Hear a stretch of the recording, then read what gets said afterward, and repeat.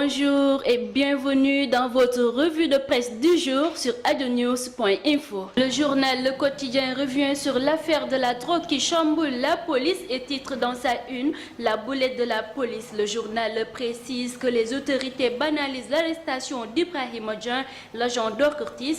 En effet, le directeur de cette agence affirme que Ibrahima Dieng n'était pas en service quand il s'adonnait à ce trafic. Après l'affaire Keïta, l'arrestation d'Ibrahima Dieng doit pousser la réflexion sur l'implication de certains agents de police dans le trafic de drogue. À la une de l'Observateur, Macky Sall s'adresse aux responsables de l'APR, un chamboulement intégral de l'État et une reconfiguration du parti. Le président a du mal à avaler la constitution de liste parallèle issue des rangs de son parti pour les élections locales du 29 juin. La liste de Touba pour les élections locales est toujours au menu des journaux. Rappelons que cette liste ne respectant pas la parité soulève des interrogations concernant sa recevabilité. Toutefois, dans l'Observateur, le ministre de l'Intérieur Abdoulaye Daouda Diallo affirme qu'elle est bel et bien recevable et on ira au local dans ces conditions. Les autorités étatiques se sont pliées à la volonté du calife en décidant de laisser intacte sa liste. Toujours dans l'Observateur, on apprend que Maître Wade aménage sa tombe à Kébémer, sa ville natale.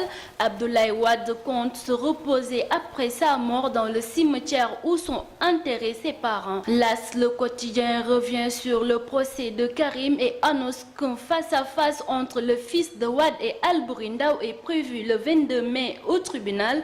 L'ancien ministre des Infrastructures a servi une citation directe à l'expert, l'accusant d'avoir dit des contre-vérités en usant de faux documents pour informer la CREI qu'il possède un compte bancaire à Singapour crédité de 45 milliards de francs CFA. Ce sera donc un avant-goût du procès de Karim Wade prévu au mois de juin. Faits divers, assise de Ziguinchor, l'Observateur relate le cas de Dieynabou Silla, condamnée hier à 5 ans de travaux forcés pour infanticide. Elle est reconnue coupable d'avoir jeté son nouveau-né de sexe féminin issu d'une relation adultérine dans les latrines de sa concession familiale.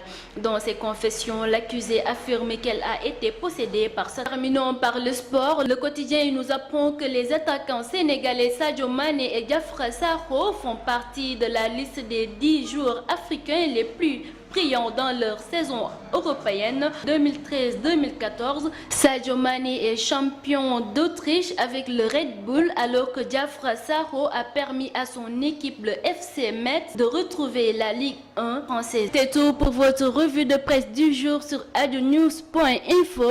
Merci et à très bientôt.